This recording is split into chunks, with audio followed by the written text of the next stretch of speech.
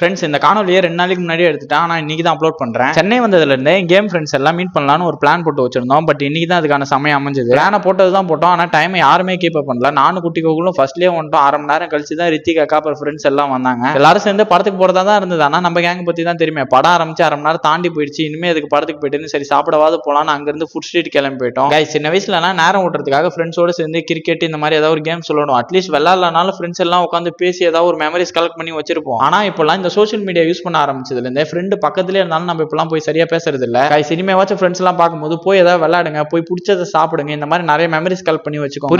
புரியுது பூமர் மாதிரி போயிட்டு இருக்கேன்னா, ஆனால் இது எல்லாத்தையும் திரும்பி பார்க்கும்போது மெமரிஸ் மட்டும் தான் நம்ம கூட கடைசி வரைக்கும் இருக்கும். சரி இந்த கருத்தூசி போட்டது போதும், இனிமேல் நம்ம கதையை பார்ப்போம். நைட்டு நல்லா சாப்பிட்டு ரூம் போறதுக்கே லேட் ஆயிடுச்சு. நைட் நேரத்தில் இந்த மாதிரி ஜங்க் ஃபுட் அவாய்ட் பண்ணிக்கோங்க. எப்பயாச்சும் ஒரு டைம் சாப்பிடலாம். நான் அந்த மாதிரி தான் சாப்பிட்டேன். ஆனால் என்னதான் லேட் ஆனாலும் காலையில் கரெக்ட் டைம் காலேஜுக்கு வந்துட்டேன். எங்க காலேஜில் ஃப்ரெஷர்ஸ் டேக்கு ஆடிஷன் வச்சிட்டு இருக்காங்க. அதுக்காக நம்ம சாக்லேட் பாய் தருண் சலபுல சாங் ஆடுறதுக்காக ரெடி ஆயிட்டு இருக்கான். அப்புறம் மதிய உணவுக்கு கேண்டீன்லேயே 3 சப்பாத்தியை வாங்கி லஞ்சை ஃபினிஷ் பண்ணிட்டேன். நான் எப்பயும் ஹாப்பியா இருந்தா இந்த மாதிரி தான் மண்டையை போட்டு சீவிட்டு கிடப்பேன். இன்னைக்கு காலேஜில் ஒரு பையன் வந்து உங்க வீடியோஸ் எல்லாம் பார்த்துருக்கேன் ப்ரோ, ரொம்ப நல்லா பண்றீங்கன்னு கை கொடுத்துட்டு போனா. எனக்கு ஒரு மாதிரி புது ஃபீலிங்கா இருந்தது. எனக்கு என்ன வார்த்தை சொல்றதுன்னே தெரியல. அந்த பையனை வீடியோ கூட நான் எடுக்காம விட்டேன். ஆனா இந்த மாதிரி விஷயங்கள்லாம் நடக்கும்போது தான் சரி நம்ம கரெக்டான ரூட்ல தான் போறோம்னு சொல்லிட்டு என் மனசை நானே மோட்டிவேட் பண்ணிக்கிறேன். வீடியோ வேற ரொம்ப பெருசா போயிடுச்சு. இந்த வாட்டி எண்டு கார்டு நம்ம சாக்லேட் பாய் தருண் தான் தரேன்னு சொன்னா.